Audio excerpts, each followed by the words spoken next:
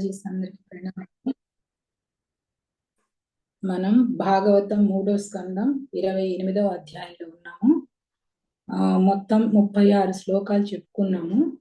Last class లో మనం చెప్పుకున్న ఒక 4 శ్లోకాల గురించి మళ్ళీ రివిజన్ చేసుకొని ఈరోజు 37వ శ్లోకం మొదలు పెట్టుకున్నాం. 33వ శ్లోకం ఏం చెప్తున్నారంటే, మీకు ఎవరికైనా పాయింట్స్ గుర్తుంటే చెప్తారా మాతాజీ? అంటే మనకు శ్లోకాల వారీగా కాకపోయినా మీకు ఏమైనా లాస్ట్ టైం విన్న క్లాస్ లో గుర్తున్నవి చెప్పండి మాతాజీ. 33 మాతాజీ? 36 కదా, 33 అంటే రివిజన్ కి చెప్తున్నా మాతాజీ. పాయింట్స్ ఏమైనా గుర్తున్నాయా? 33వ శ్లోకం నుండి చెప్పుకున్నాం కదా లాస్ట్ టైం. 33 నుండి 36 వరకు చెప్పుకున్నాము. వీటిలో ఏమైనా పాయింట్స్ గుర్తున్నాయా అని అడిగాను మాతాజీ. హరే కృష్ణ మాతాజీ. 33వ శ్లోకంలో యోగి ప్రేమానురాగ భరితమైన హృదయ కుహరలో ఉన్న భగవంతుడిని ధ్యానించాలని చెప్పారు మాతాజీ. భగవంతుడి చిరునవ్వును కూడా ధ్యానించాలని 33లో చెప్పినట్టు నేను నోట్ చేసి, మేబీ నేనే రాంగ్ నోట్ చేసుకున్నా తెలియదు మాతాజీ. ఎందుకంటే భగవంతుడి యొక్క చిరునవ్వు మనల్ని మోహానికి గురి చేస్తుంది అనమాట. ఆ మోహం సమ్మోహనం అంటారు. ఆ మోహంలో ఉంటే ఇంకా మనకు వేరే చూడాలి అనిపించదు. కరెక్ట్ అనిపించదు. అందువల్ల ఆ యొక్క చిరునవ్వు అనేది దాని గురించి చెప్పుకున్నాము. దానిలో భగవంతుడి యొక్క పళ్ళు మల్లె మొగ్గల్లాగా చిన్న చిన్నగా ఉంటాయి. ఆయన నవ్వినప్పుడు ఆ పెదాలలో ఉన్నటువంటి ఆ ఎరుపు ఆ పళ్ళ మీద పడుతుంది. ఇది ఎంతో మనోహరంగా ఉంది. అందువల్ల ఈ దృశ్యం మన హృదయ గృహంలో అంటే అంటే గృహ అన్నమాట, దాంట్లో నిలుపుకోవటం ఎంతో ఈజీ అనేది మనం 33వ శ్లోకంలో చూసాం.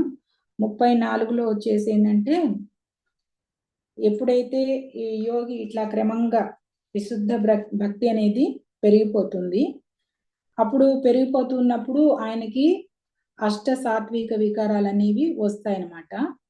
మనకి 34వ శ్లోకంలో 4 చెప్పారు. ఈ యొక్క భక్తిలో ఈ స్థాయికి వెళ్ళిన వాళ్ళకి 4 రకాల అయినటువంటి ఫీల్ అవుతారనమాట శరీరం మీద వచ్చేవి. మీకు అవి ఈజీగానే గుర్తుండొచ్చు ఆ పాయింట్స్.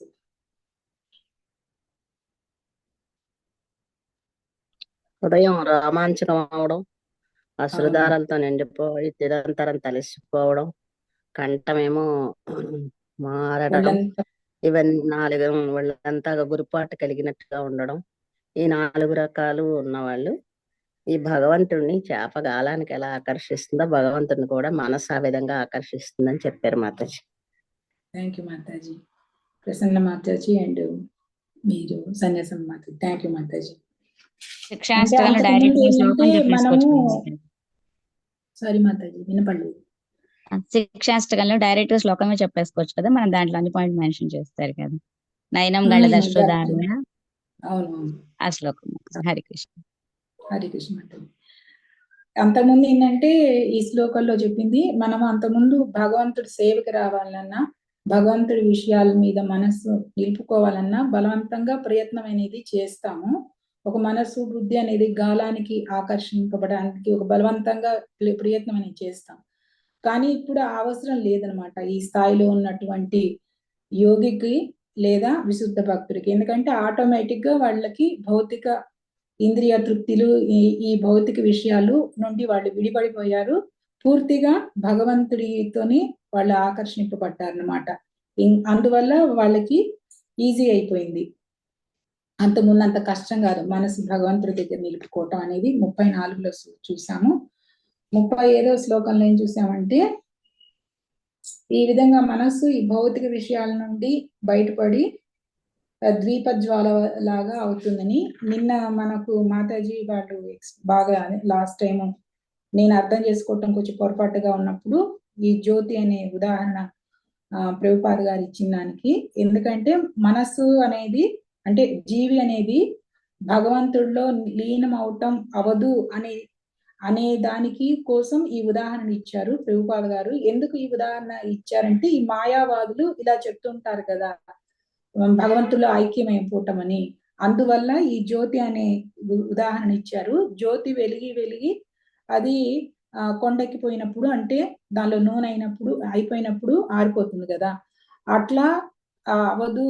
అక్షయ సిద్ధాంతం, శక్తి అక్షయ సిద్ధాంతం ఏం చెప్తుందంటే ఆ దీపం అనేది, ఆ జ్యోతి అనేది పదిలం చేయబడింది అని ఎలా చెప్తారో, అట్లాగే ఈ మాయావాదులకి ఆత్మ వెళ్ళి భగవంతుడు ఐక్యమైపోతుంది అని వాళ్ళు చెప్పేదానికి, అలా అవదు, ఇలా నిలిచి ఉంటుంది, అక్కడికి వెళ్ళినా కూడా భగవంతుడి సేవ చేసుకుంటుంది అనేది మనకు అర్థమయ్యేటట్లు మాతాజీ వాళ్ళు ఎక్స్ప్లెయిన్ చేశారు.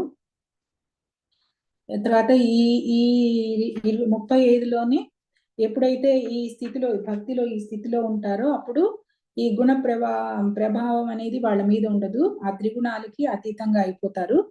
అప్పుడు ఏమవుతుందంటే ఆటోమేటిక్ గా భగవంతునితోనే వాళ్ళు ముడిపడిపోతారు అనమాట. ఏకం అనేటువంటి భాగం వస్తుంది. దీనికి ఏకత్వం అనే దానికి ఒక ఉదాహరణ కూడా మనకు ప్రభుపాద గారు చెప్పారు. ఇది కూడా చాలా ఈజీగా అనిపిస్తుంది. మీకు ఎవరికైనా గుర్తుంటే చెప్పండి మాతాజీ ఉదాహరణ. భగవంతులో ఐక్యమైపోవటమా, ఏకత్వం అవటం అంటే ఏంటి? అర్జునుడిది కృష్ణుడిది ఇచ్చారు ఎగ్జాంపుల్. గుర్తుంది ఎవరికైనా? హరే కృష్ణ. హరే కృష్ణ. మనం చెప్పుకున్నాం కదా కృష్ణానుశీలనం అంటే భగవంతుడికి నచ్చినట్టుగా భగవంతుని యొక్క అభిప్రాయాలతో ఏకీభవిస్తూ మనం వర్తించడం. అది ఆయనకి ఏది ఇష్టమో అది చేయడం, ఆయన ఆజ్ఞలేవో పాటించడం. అది మంచిది. అది అప్పుడే ఏకత్వం అనేది భావన అనమాట. మనస్సు పూర్తిగా మన ఇచ్చ ఏదైతే ఉందో అది భగవంతుడి ఇచ్చతో ఏకమవటమే ఏకత్వం అనే, అది ఏకత్వం అని పిలుస్తారు. అంతేగాని అర్జునుడు వెళ్ళి కృష్ణుడిలోకి ఐక్యమైపోలేదు. యుద్ధం తర్వాత కూడా అర్జునుడు అలాగే ఉన్నారు, కృష్ణుడు అలాగే ఉన్నారు. ఆ యొక్క అభిప్రాయం, ఆ యొక్క ఇచ్చ ఏదైతే ఉందో అది మారింది అనమాట. భగవంతుడి ఇచ్చే మన ఇచ్చగా మారటము ఏకత్వం అంటారనేది శ్రీల ప్రభుపాద గారు మనకి ఈజీగా గుర్తు పెట్టుకోవటానికి చెప్పారు. తర్వాత 36 వచ్చేసి ఇలా ఎప్పుడైతే మనకు ఈ అత్యున్నతమైనటువంటి ఆధ్యాత్మిక స్థాయికి వెళ్ళిన తర్వాత ఈ సమస్త కర్మల నుండి కూడా ఆ మనస్సు అనేది విడిపడిపోతుంది. అప్పుడు సుఖం గాని దుఃఖం గాని అది ఇంకా ఫీల్ అవటం అనేది ఉండదన్నమాట. మామూలుగా ఈ సుఖము దుఃఖము మనం ఎందుకు ఫీల్ అవుతాము అంటే ఈ మిథ్యాహంకారం వల్ల అన్నమాట. ఎందుకంటే నా వాళ్ళు, నాది నాది అనే అహంకారం ఉంటుంది కదా. అందువల్లే మనకి మన కుటుంబ సభ్యులకి ఏం జరిగినా కూడా అది మనం దుఃఖం అయితే దుఃఖంగా ఫీల్ అవుతుంటాం, సుఖమైతే ఆనందిస్తూ ఉంటాం అన్నమాట. ఈ రెండు ద్వంద్వాలు ఉండవు ఈ స్థితిలో ఉన్నటువంటి భక్తి యోగికి గాని విశుద్ధ భక్తుడికి గాని అన్నమాట. అప్పుడు ఏమవుతుందంటే ఈ వాళ్ళకి ఈ యొక్క అహంకారం వల్లే ఇవి వస్తున్నాయని తెలుసు. ఈ అహంకారం ఎందుకు ఉంటుంది అంటే మనకు అజ్ఞానం వల్లనమాట. ఏంటి అజ్ఞానము అంటే నేను శరీరము అనుకోవటము అజ్ఞానం అనమాట. ఆ అజ్ఞానం వల్లే ఈ అహంకారం వస్తుంది. ఈ అహంకారం వల్లే మనకి దుఃఖము సుఖము అనేది మనం అనుభూతి చెందుతున్నాము అని 36వ శ్లోకం నుండి చూసాము. ఆ తర్వాత ఈరోజు 37వ శ్లోకానికి వెళ్దాం. దేహంచతం నా చరమస్థితం ఉదిద్ధం వా సిద్ధో విపశ్యతి యథోద్యగమస్వరూపం దైవాదుపేతమదైవవశాదపేతం వాసో యథా పరికృతం మదిరామదాంధః. హరే కృష్ణ మాతాజీ వివరించారు అన్నమాట.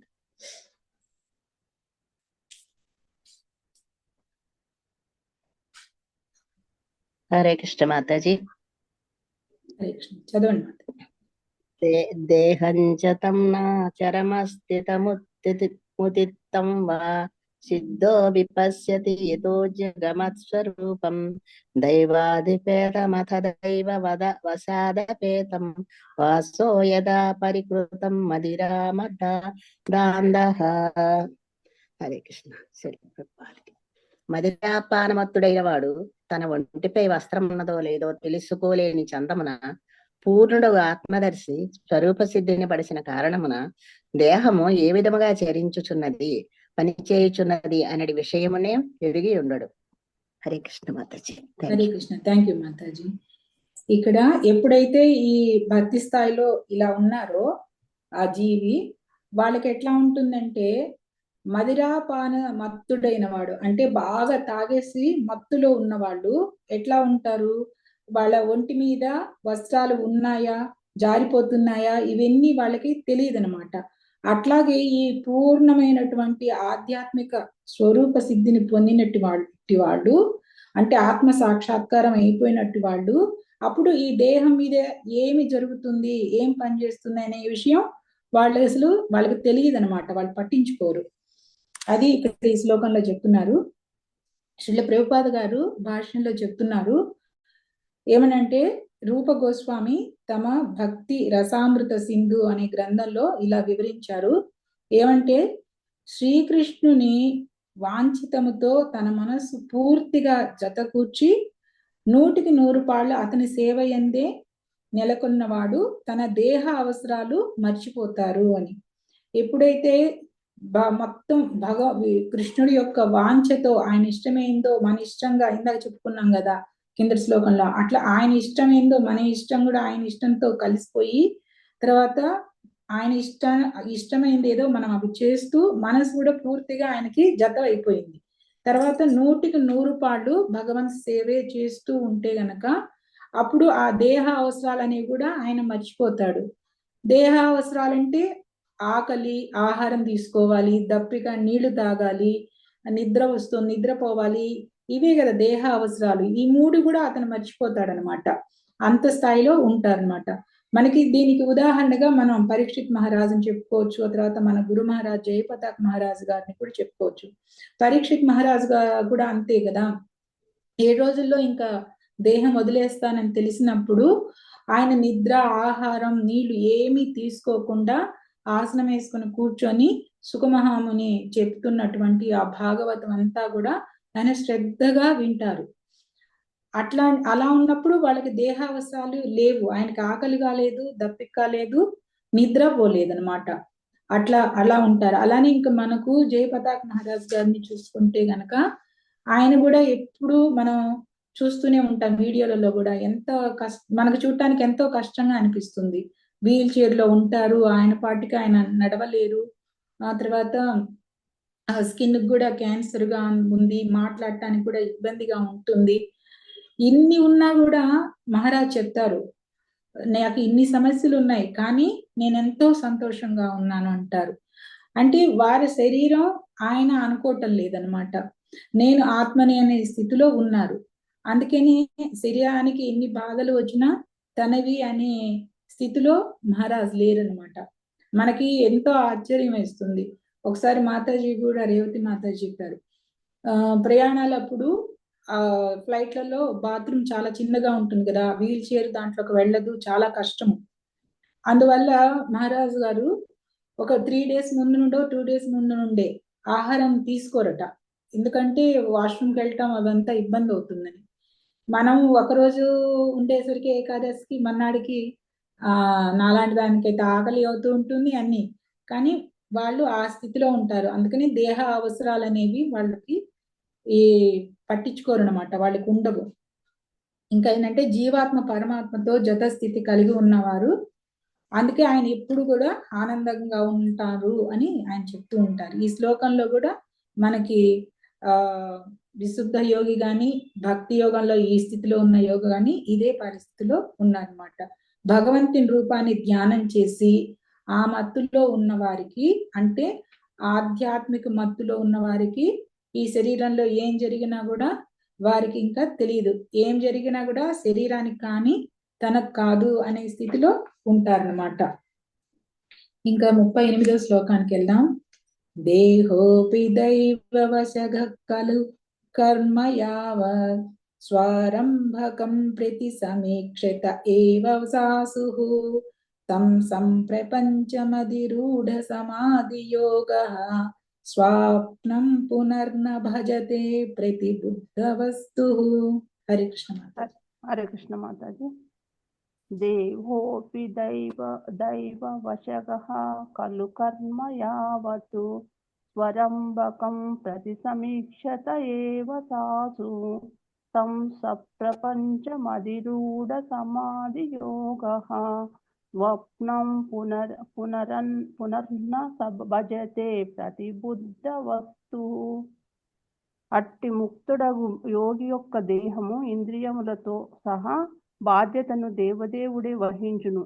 విధిగతమగు కర్మలు పూర్తి అగునంత వరకు ఆ దేహము పనిచేయును. స్వరూప శుద్ధిని బడిసి ఆ విధముగా యోగపు అత్యున్నత పూర్ణత్వ స్థితి యగు సమాధి యందు నెలకొనినందున ముక్తాత్ముడు దేహమునకు సంబంధించిన వానిని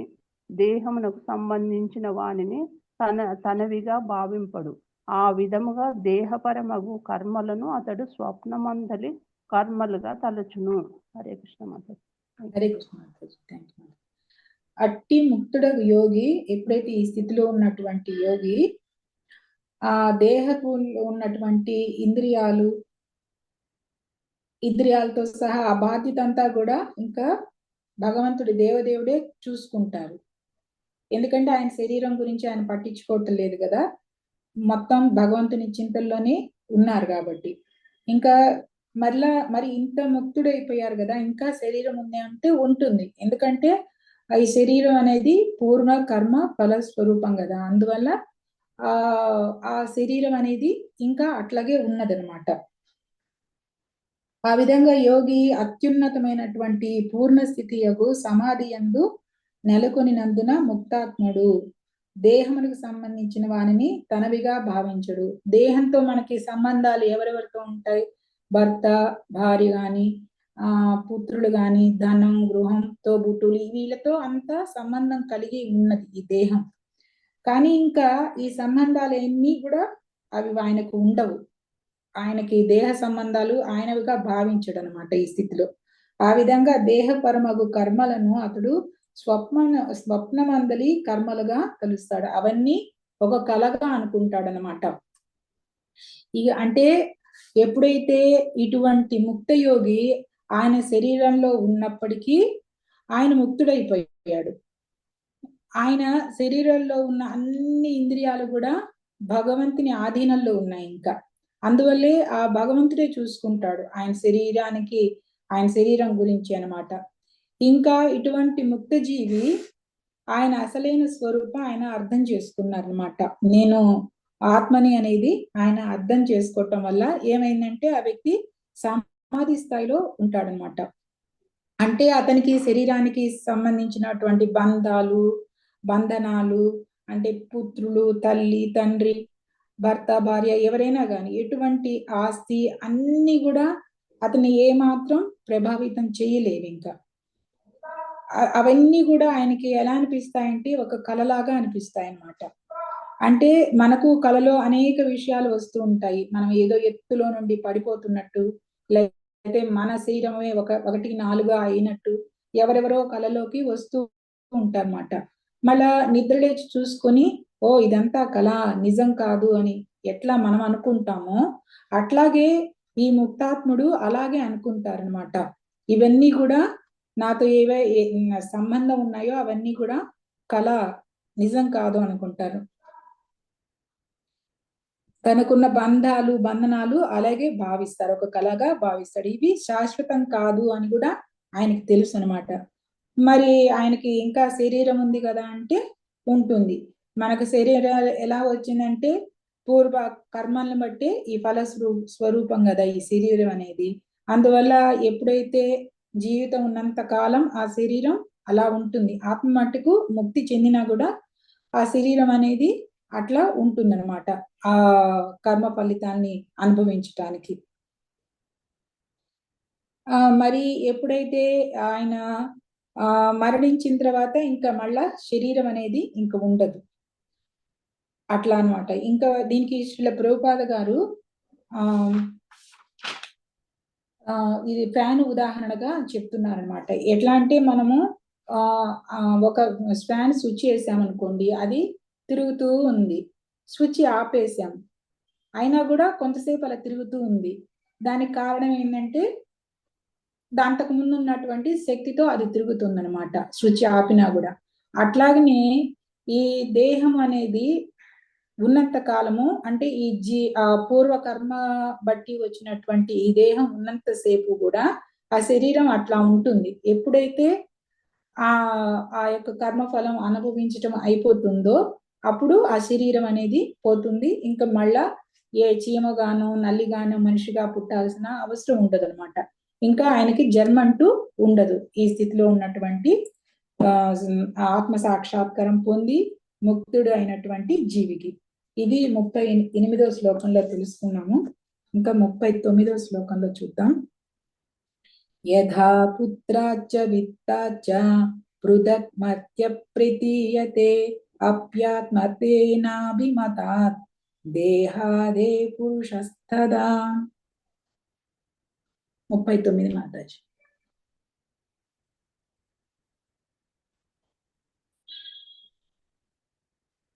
మాతాజీ కొంచెం స్క్రోల్ చేయి, 39కి వెళ్ళాలి. స్క్రీన్ మీద రాలే మాతాజీ. హరే కృష్ణ. అవును మాతాజీ, చెప్పాను మాతాజీ.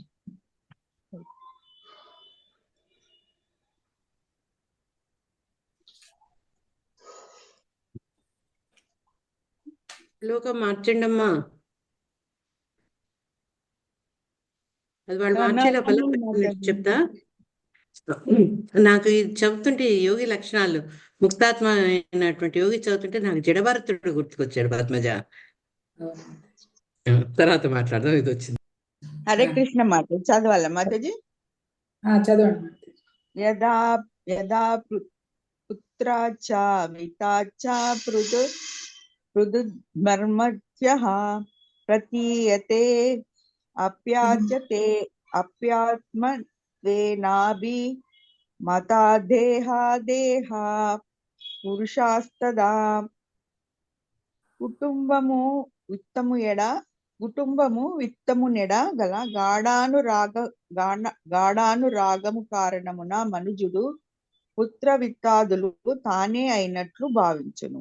దేహముపై గల అనురాగముచే అతడు దానిని తనదిగా తలుచును. కానీ నిజమునకు కుటుంబము ధనము అనునవి తనకు అన్యమైనవని మనుజుడు తెలుసుకొనగలిగినట్లుగా ముక్తాత్ముడు, కొంచెం కింద కనిపిస్తలేదు మాతాజీ, ముక్తాత్ముడు మరియు తన దేహము ఒకటి కాదని ఎరుగకుండును. సరిగా కనిపిస్తలేదు మాతాజీ. ముక్తాత్ముడు తన దేహము ఒకటి కాదని ఎరుగగలుగును.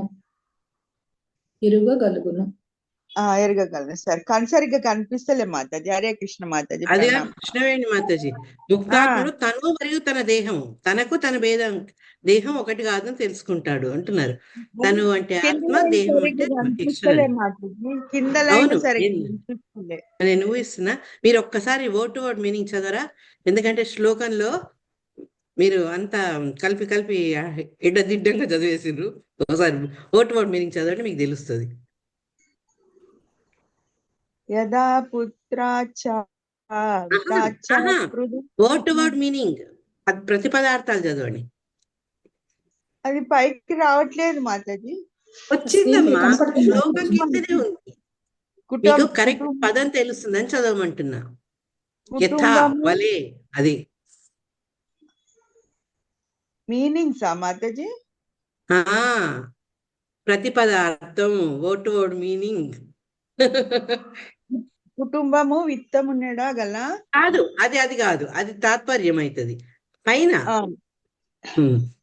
యథా అని ఇచ్చి మీనింగ్ ఇచ్చారు.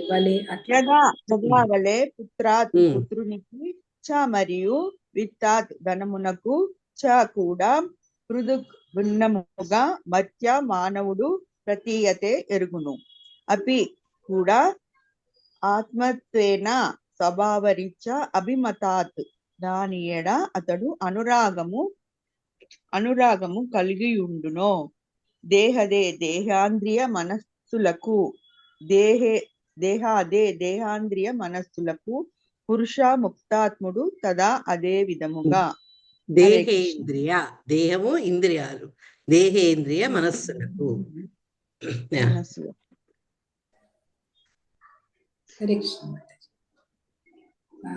ఇక్కడ ఈ శ్లోకంలో ఏం చెప్తున్నారంటే, కుటుంబము విత్తము వాటి మీద గాఢమైనటువంటి అనురాగం ఉన్నటువంటి ఈ మనిషి ఈ పుత్రులు విత్తము తానే అని భావిస్తారు.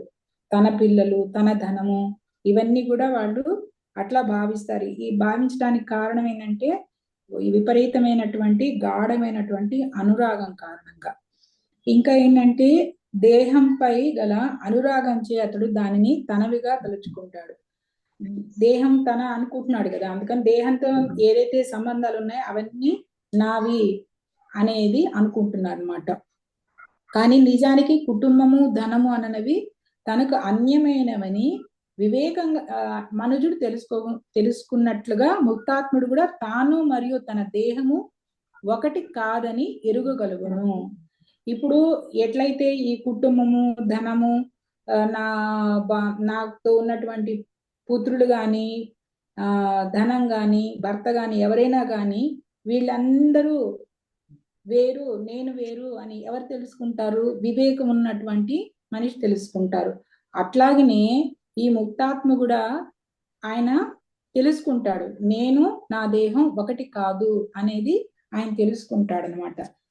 ఇక్కడ మనకు శ్రీల ప్రభుపాద గారు భాషణలో చెప్తున్నారు, నిజ జ్ఞాన స్థితి ఈ శ్లోకం నందు వివరింపబడింది. నిజమైన జ్ఞానం నిజ జ్ఞాన స్థితి అనేది ఈ శ్లోకంలో చెప్తున్నారు. ఎందుకంటే పిల్లలు ఎంతో మంది ఉన్నప్పటికీ కొంతమందిని మనం మన అనురాగ కారణంగా పుత్రులుగాను పుత్రికలుగాను అంగీకరిస్తాం. ఒక స్కూల్కి వెళ్తే ఎంతో మంది పిల్లలు అన్నారు, వాళ్ళలో వీడి నా అబ్బాయి, వీడి నా కూతురు అని మనం ఎందుకు అనుకుంటామంటే మనము ఇంకా ఈ ముక్తాత్మ స్థితికి రాలేదు కాబట్టి వాళ్ళందరూ వాళ్ళ మీద ఎంతో అనురాగం. ఈ శరీరం నేను అనుకుంటున్నాను కాబట్టి నాకు నా నుండి వచ్చిన వాళ్ళు కాబట్టి వాళ్ళ మీద ఎంతో అనురాగం అనమాట. అందువల్ల ఇట్లా అనుకుంటుంటాము. పిల్లలందరూ మనకు అన్యమైన వారని తెలిసినప్పటికీ మనం అట్లా అనుకుంటాం. మనకేమైనా అంటుకొని వాళ్ళు ఉన్నారా? లేదు కదా, దూరం విడిగానే ఉన్నారు, కానీ మన అనే భావనతోనే ఉంటాం. అదే విధంగా ధనం పట్ల అనురాగం కారణంగా బ్యాంకులో ఏ కొద్దిపాటి ధనం ఉన్నా కూడా అది నాది అనేది భావనలో ఉంటాము. అదే రకంగా దేహం ఎడగల అనురాగము దానిని మనదని పలుకుదాం. ఇదే నా దేహము అని మొదలుపెట్టి నా భావన విస్తరిస్తుంది. నా దేహంతో ఆగదు, ఇంకా మిగతా నా డబ్బు, నా అది ఎంత అవుతుంది, నా చెయ్యి, నా పాదము అంటూ ముందుకేగి ఇది నా ధనము, నా పుత్రుడు అని ఈ విధంగా అంటూ కొనసాగిస్తూ ఉంటాను అన్నమాట. కానీ నిజానికి పుత్రవిత్తాదులు నాకు అన్యమని నేను ఎరుగుదును. ఎవరైతే వివేకం ఉన్నదో వాళ్ళకి తెలుసు, ఇవి నేను వాళ్ళు ఒకటి కాదు, మేము సపరేట్ అని. ఈ విషయం దేహమునకు సైతం సంగతమై ఉన్నది. నేను దేహమునకు అన్యంగానున్నాను. ఇచ్చట అవసరం ఏంటంటే అవగాహన, ముఖ్యంగా ఏంటంటే అర్థం చేసుకోవటం. దాన్నే ప్రతిబుధ అంటారు. ప్రతిబుధ అంటే బాగా తెలుసుకున్నవాడు అనమాట. ఈ నేను నా శరీరం కాదు అని తెలుసుకున్న వాళ్ళు ముక్తాత్ములు అవుతారు. అట్లానే ఇప్పుడు నేను నా నుండి వచ్చిన పుత్రులు గాని, ధనం గాని మేమంతా కూడా సపరేట్ అని ఎలా వివేకం ఉన్న వాళ్ళు తెలుసుకున్నారో ఇట్లానే ముక్తాత్మ కూడా నేను నా దేహం వేరు అనేది తెలుసుకుంటారని ఈ శ్లోకంలో చెప్తున్నారు. దేహాత్ముడు తానే సంతానము సంపాదనగా భావించును, వాస్తవానికి అవి ఒకటి కాదు. ఇంకా రెండో పాయింట్ గా ముక్తాత్ముడు తాను దేహం ఒకటి కాదు అని తెలిసినవాడు. ముక్తాత్ముడు అంటే తాను దేహం ఒకటి కాదు అని తెలిసినవాడు. అనేక మంది పిల్లల మధ్యలో ఉన్న తన సంతానాన్ని నా పిల్లలు అని గర్విస్తాడు. ఇంకో పాయింట్ అంటే అలాగే ఖజానాలో ఏ కొద్దిపాటి ధనం ఉన్నా కూడా అది నాదిగా భావిస్తాం. వాస్తవానికి అవి మన శరీరంతో ఉండవు, బాహ్యంగా ఉంటాయి, అయినా కూడా మనవి అని భావిస్తాం అన్నమాట. ఏదైతే వివేకం ఉన్న వాళ్ళే అనుకుంటారు ఇవన్నీ సపరేట్ అని. ప్రతిబద్ధ అంటే నేను దేహమునకు అన్యంగా ఉన్నామనే అవగాహన, అదే ముక్త జ్ఞానం అన్నమాట. నేను దేహము ఈ రెండు విడివిడి అని ఎవరైతే తెలుసుకుంటారో వాళ్ళకే ముక్త జ్ఞానము ఉన్నదని ఈ శ్లోకం ద్వారా మనకు తెలుస్తుంది. ఇంకా 40 శ్లోకానికి వెళ్దాము. యథోల్ముఖాద్విస్ఫులింగాత్ ధూమాద్వాపి స్వసంభవాత్ ఆప్యాత్మత్వేనాభిమతాత్ యథాగ్ని పృథగుల్మకాత్. హరే కృష్ణ. హరే కృష్ణ హరే కృష్ణ మాతాజీ. మాతాజీ. స్క్రోల్ చేయండి మాతాజీ, కనబడట్లేదు శ్లోకం. వచ్చింది మాతాజీ స్క్రీన్ మీద. హరే కృష్ణ లేదు మాతాజీ. మాతాజీ, రాలేదు. చదవనా Mataji? Okay okay. Okay Mataji. యతోల్మికాద్విస్ఫులింగా ధూమాద్వాపి సంభవాత్ అప్యాత్మాత్వేనాభి మతాద్యతాగ్నిః పృథక్కుల్ముఖాత్. ప్రజ్వరిల్లునటువంటి అగ్ని ఇతరములకు జ్వాలలకు నిప్పురవ్వలకు ధూమమునకు భిన్నమైనట్టిది. ఒకే కాష్టం నుండి ఉద్భవించిన కారణమున అవి సన్నిహిత సంబంధం కలిగి ఉన్నను అగ్ని వాటికి భిన్నంగా నుండును. హరే కృష్ణ. హరే కృష్ణ మాతాజీ. Thank you Mataji. ఇప్పుడు అగ్ని, మంట, నిప్పురవ్వలు, పొగ ఇవన్నీ కూడా కలిసి ఉన్నట్లే కనపడతాయి. ఇప్పుడు ఒక చెక్క మండుతూ ఉంటే చూడటానికి ఇవన్నీ కలిసినట్టుగానే ఉన్నాయి, కానీ అవన్నీ కూడా సపరేట్ అన్నమాట. ఎప్పుడైతే చెక్కకు అగ్ని అనేది ఉత్పత్తి అయిందో అప్పుడు అగ్ని, పొగ, నిప్పురవ్వలు ఇవన్నీ కూడా అవన్నీ కూడా కలిసి ఉన్నట్లు కనపడుతున్నాయి, కానీ అవన్నీ కూడా సపరేట్ అన్నమాట. ఇదే ఈ విషయం దీనిలో చెప్తున్నారు ప్రభుపాద గారు. ప్రజ్వలించిన అగ్ని ఇతరములకు జ్వాలలకు నిప్పురవలకు ధూమమునకు భిన్నమైనది. ఒకే కాష్టం అంటే చెక్క అనమాట. ఆ చెక్క నుండి ఉద్భవించిన కారణమున అన్ని సన్నిహిత సంబంధం కలిగి ఉన్నను అగ్ని వాటికి భిన్నంగా ఉంది. అగ్ని వల్లే అవన్నీ కనపడుతున్నా అగ్ని మట్టుకు మళ్ళీ సపరేట్ అనమాట. ఇవేటికి వాటికి సపరేట్, కానీ చూడటానికి అన్ని ఒకటిగానే కనపడుతున్నాయి. శ్రీల ప్రభుపాద గారు భాషలో చెప్తున్నా, మండుచున్న కాష్టము, నిప్పురవలు, ధూమము, అగ్ని జ్వాలలు అనునవి అగ్ని యొక్క అంశాలు అయినా కారణమున విడివిడిగా ఉండలేనప్పటికీ ఒకదానికొకటి భిన్నమై ఉన్నాయి. ఒక చెక్క ఉన్నదనుకోండి, దానికి అగ్ని అగ్ని మనం అంటించకపోతే ఇవన్నీ ఏమీ కనపడవు. ఎప్పుడైతే అగ్ని వచ్చి తాకిందో ఇవన్నీ కనపడతాయి, కానీ ఇవన్నీ విడివిడిగా అన్నమాట. మనకు చూడటానికి అన్ని ఒకటే చోట ఉన్నట్టు కనపడుతున్నాయి. అగ్ని మరియు పొగ పూర్తిగా భిన్నమే అయినను అల్పజ్ఞుడైన వాడు పొగని అగ్ని అని తలుస్తారు.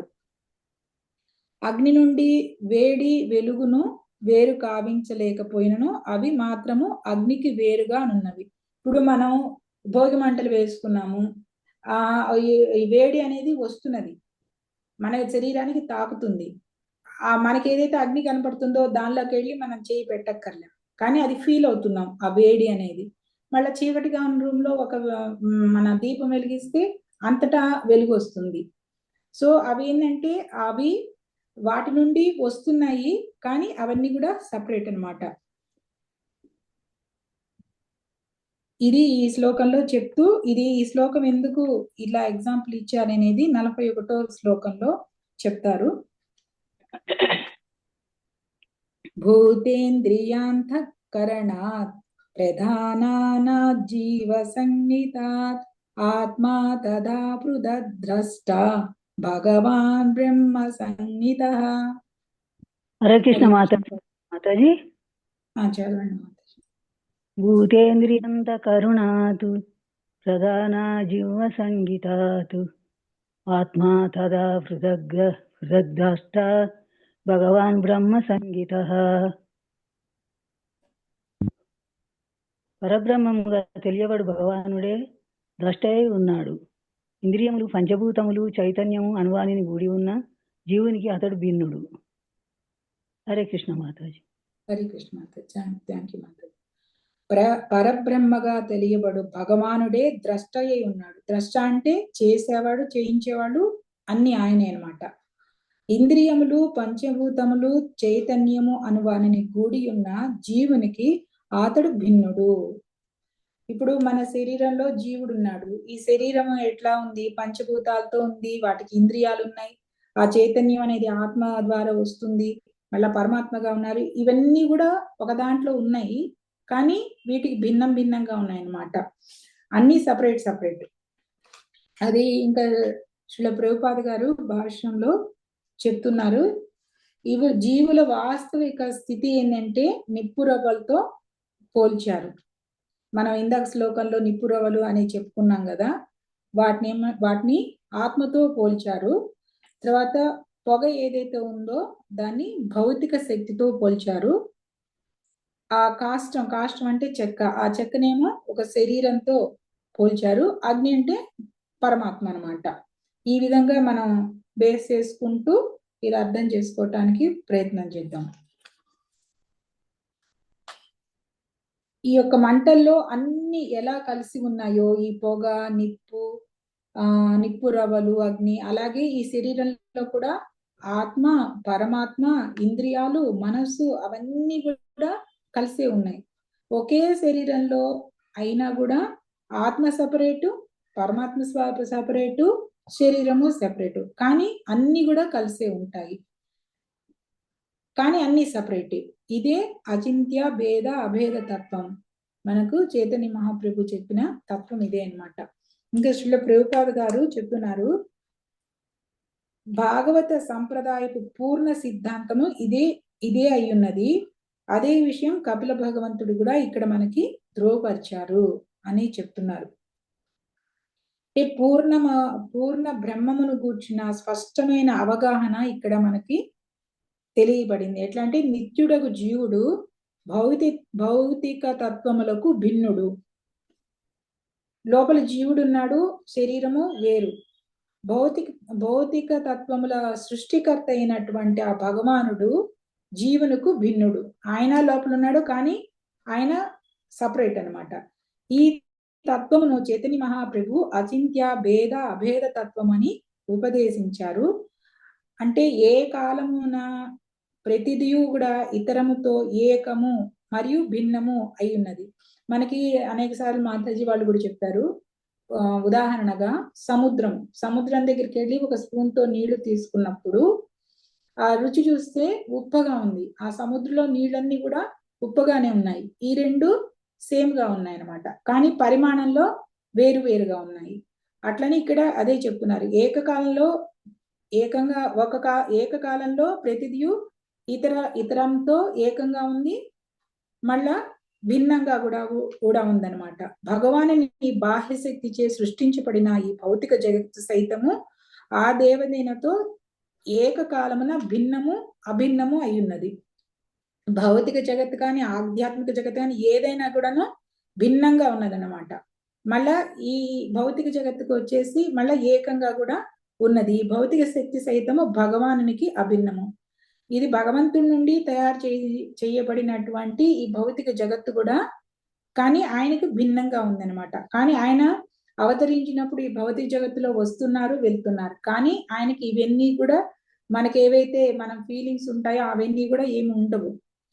అట్లనే భగవంతుడు మన శరీరంలో పంచభూతాలతో తయారు చేసినటువంటి శరీరంలో ఉన్నారు, కానీ ఆయన సపరేటు, ఆత్మ సపరేటు, శరీరము సపరేటు.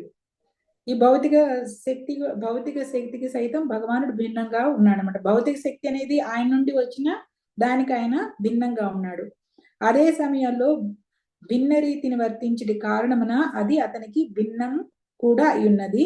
అదే విధంగా జీవుడు సైతము దేవదేవునితో ఒకే కాలంలో ఏకము భిన్నము కూడా అయి ఉన్నారు.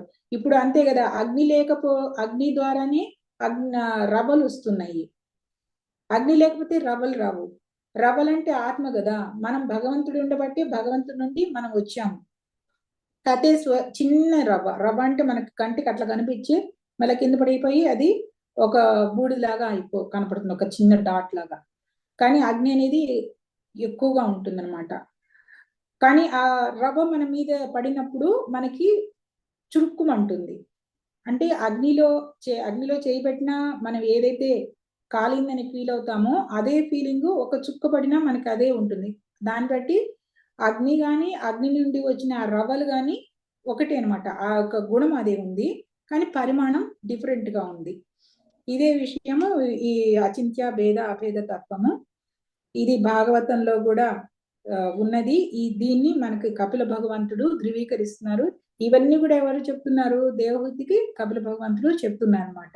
సో ఇది ధృవీకరించబడింది అని మనం తెలుసుకుంటూ ఆ ఇంకా శ్రీల ప్రభుపాద గారు ఏం చెప్పారంటే ఈ భాగవత సిద్ధాంతంపై ఆధారపడి ఉన్నాయన్నమాట. ఏమేంటంటే ఇవన్నీ కూడా వైష్ణవ సిద్ధాంతాలు 4 ఉన్నాయి. ఇది శుద్ధాద్వైతము, ద్వైతాద్వైతము, విశిష్టాద్వైతము, ద్వైతమను 4 ఉన్నాయి ఈ వైష్ణవ సిద్ధాంతాలు. ఈ 4 వైష్ణవ సిద్ధాంతాలు ఈ 2 శ్లోకంలో మనకు 40వ శ్లోకంలో 41వ శ్లోకంలో చెప్పబడ్డాయి. శ్రీమద్ భాగవత సిద్ధాంతంపైనే ఇవి ఆధారపడి ఉన్నాయి అని చెప్తున్నారు. ఇంకేంటంటే నేను ఇది కొంచెం చెప్పడానికి ప్రయత్నిస్తాను మాతాజీ, నా ప్రయత్నం అడిగి రాసుకున్నాను, తప్పైతే కరెక్షన్ చేయండి. ఇప్పుడు అద్వైతం అంటే, ద్వైతం అంటే, ద్వై అంటే 2, అద్వైతం అంటే 2 కానిది అని అర్థము. ఇక్కడ మనకు శుద్ధాద్వైతము అని ఇచ్చారు కదా, ఇది 2, అది శుద్ధ అంటే పవిత్రమైనది, పవిత్రమైన 2 అంటే ఆత్మ పరమాత్మ అన్నమాట. ఈ విషయాన్ని ఎవరు చెప్తున్నారంటే విష్ణు స్వామి ప్రతిపాదించారు. ఈ శుద్ధ అద్వైతం అనేది విష్ణు స్వామి ప్రతిపాదించారు. తర్వాత ఇది ఈ సాంప్రదాయం వచ్చేసి రుద్ర సాంప్రదాయం అని కూడా అనుకోవచ్చు. తర్వాత రెండోది వచ్చేసి ద్వైతం అంటే ఇది మనదనమాట, అచింత్య భేద అభేద తత్వం. ఇది ప్రతిపాదించింది చైతన్య మహాప్రభు. మనకి అదే గుణరూపంగా ఒకటిగా ఉంటాయి, పరిమాణ రూపంలో డిఫరెంట్ గా ఉంటాయి. ఉదాహరణకు సముద్రము, లేకపోతే అగ్నిరవ్వలు. తర్వాత మూడోది వచ్చేసి విశిష్టాద్వైతము. ఇది ఎవరు చెప్పారంటే రామానుజాచార్యులు గారు చెప్పారు. ఈయన ఏం చెప్తున్నారంటే విశిష్టాద్వైతం అని ఎందుకు అంటున్నారంటే ఈ విశిష్టాద్వైతం అనేది రామానుజాచార్యులు గారు రాకముందు కూడా ఉంది. కాకపోతే ఏంటంటే రామానుజాచార్యులు గారు వచ్చిన తర్వాత దీన్ని ప్రచారంలోకి తీసుకొచ్చారనమాట. అద్వైతమే కాని విశిష్టమైనది అంటే రెండు కాదు కానీ ఇది విశిష్టమైనది అని చెప్తున్నారు. ఎందుకంటే వీళ్ళు ఎలా చెప్తారంటే ప్రకృతి అనేది శరీరం అనేది ప్రకృతితో తయారు చేయబడింది. తర్వాత జీవాత్మ పరమాత్మ అనే వాళ్ళు కూడా ఉంటారు. సో ఈ ప్రకృతిలో ఉన్నటువంటి ఈ జీవాత్మ ఈ రెండు కూడా ఒకటే కదా, అందువల్ల విశిష్టాద్వైతముగా చెప్పబడింది అని చెప్పారు. తర్వాత ద్వైతం అంటే ఇది మధ్వాచార్యులు గారు చెప్పారనమాట. వీళ్ళు కూడా ఆత్మ పరమాత్మ ఉన్నాయని చెప్తారు. ఈ 4 కూడా వచ్చేసి వైష్ణవ తత్వ సిద్ధాంతాలే. సో ఇది మాతాజీ. మరి అద్వైతం అనేది శంకరాచార్యులు ఇంకా ఇక్కడ మెన్షన్ చేయలేదు. ఇంతవరకే మాతాజీ, నాకు అర్థమైనంత వరకు. ఏమైనా తప్పులు చెప్పానో తెలియదు. హరే కృష్ణ మాతాజీ. ఇంకా ఈ రోజు తాపన మాతాజీ. ఓకే తల్లి, ఇంకోటి చెప్పొచ్చులే మాతాజీ, టైం ఉంది. అమ్మ రేపు మరీ తొందరగా అయిపోతుంది. అంటే మీరు తీసుకుంటారంటున్నారుగా. రేపు ఎందుకు, పోతూనే ఉంది కదా మాతాజీ. మీరు స్టార్ట్ చేయండి రేపు, మాతాజీ అయిపోయిన తర్వాత. పోతున్న భాగవతం మనం లేకపోయినా దామోదరు ఎవరో ఒకరు మేనేజ్. అతనికి మానాలు, ఏం తింటున్నాడో ఏం తినట్లేదు, దేహానికి అందజేసే అవమానాలు, వదనలు, అన్నలు, అతన్ని ఎన్నో రకాల పనులు చెప్పి హింసించిన అవన్నీ అతను పట్టించుకోలేదు. ఆఖరికి బందిపోట్లు ఆయన పట్టుకుపోయి స్నానం చేసి దేవికి ఆఫర్ చేద్దామంటే కూడా అతను ఎటువంటి చెల్లలేదు. అంటే దేహ అవస్థ నుంచి అతను ఎప్పుడో బయటకు వచ్చేసాడు అనమాట. మీరు ఆ శ్లోకం చెప్తుంటే నాకు అది గుర్తుకొచ్చింది, ఆ యోగి సంగతి. ఇది మన జడభర్తుని స్థితి, అటువంటి స్థితి, దేహ స్థితి దాటిపోయారు. తర్వాత ఈ పిల్లల గురించి, భార్య గురించి చెప్పారు కదా, దాన్ని మన వైష్ణవ ఆచార్యులు చక్కటి సాంగ్లు చెప్పారు. అది 1 సెకండ్, యా భజహురే మన దాంట్లో ఏదన యౌవన పుత్ర పరిజన ఇతికే అచపరాతీతిరే. అంటే ఆయన ఏమంటున్నారంటే ఈ మనకు గ్యారంటీగా ఇదే నిజమైన ఆనందం అని ఏముంది. ఒకవేళ మనకు డబ్బు ఉన్నా, యవ్వనం ఉన్నా, పుత్రులు ఉన్నా, మన చుట్టూ పరివారం ఉన్నప్పటికీ కూడా ఇదే నిజమైన ఆనందం కాదు. అంటే అది తెలుసుకున్నవాడు యోగి అన్నమాట. ఆ దేహ భావంలో ఉన్నవాడికి ఇవన్నీ ఇది నాది, నా వాళ్ళు, నేను మా మమకారాలు ఎందుకు ఉంటాయంటే అందుకుంటాయి అనమాట దేహభావనలు ఉండబట్టి. కానీ ఇక్కడ ఏమంటున్నారంటే వైష్ణవులు, ఈ జీవితం ఎట్లా అంటే ఈ కమలం యొక్క కమల దళం మీద ఒక చుక్క పడితే అది అట్లే నిల్చుండిపోతుంది, దాంట్లో ఇంకిపోదు. అటువంటి అనట అంటే ఆ కమలపు రెక్కల మీద ఉన్నటువంటి నీటి చుక్క లాంటిది జీవితము అని చెప్తున్నారు. అంత అది ఎప్పుడైనా జారిపోవచ్చు. కొంచెం గాలికి కనుక తామరపు కదిలింది అనుకోండి, ఆ నీటి బొట్టు పడిపోవచ్చు. ఇంత తాత్కాలికంగా ఉండే ఈ జీవితాన్ని నువ్వు ఇటువంటి భావనలతో వేస్ట్ చేసుకోకుండా భగవంతుడిని ఆరాధించు, భగవంతుడి యొక్క పాదాలను ఆశ్రయించు అని ఈ భజగురే మనలో చెప్తున్నారు అనమాట. అది చెప్తుంటే నాకు ఎందుకో సడన్గా అది గుర్తుకొచ్చింది. హరే కృష్ణ. ఈ రెండు ఐ థాట్ ఐల్ షేర్. కానీ ఇవి ఉన్నాయి కదా, ద్వైతము, అద్వైతము, విశిష్టాద్వైతము, ఆ తర్వాత అచింత్య అచింత్య అభేదం తత్వం, ఈ ఎన్నిసార్లు విన్నా మైన్యూట్ డిఫరెన్స్. ముఖ్యంగా విశిష్టాద్వైతము రామానుజుల వారు చెప్పింది చాలా ట్రిక్కీగా ఉంటుంది. మిగతా అన్ని చాలా క్లియర్గా ఉంటాయి. ఉన్నాడు ద్వైతం అంటే రెండు, స్వామి ఆత్మ, పరమాత్మ ఆత్మ. ఆయన్ని పూజింపదగినవాడు, మనం పూజించాల్సిన వాళ్ళం. ఆయన స్వామి, మనం సేవకులు. అంత క్లారిటీ ఉంటుంది ద్వైతంలో. ఇంకా అద్వైతంలో రెండు కాదు, అంతా ఒకటి అన్న తత్వం శంకర ఫిలాసఫీ. ఆ విశిష్టాద్వైతంలో ఇంకా కొంచెం అది ఎట్లా ఉంటుందంటే ద్వైతానికి అద్వైతానికి మధ్యలో చెప్తున్నారు. మనకు అర్థం కాదు, అది ఇంకా ఇంకా డీప్ గా స్టడీ చేయాల్సిందే.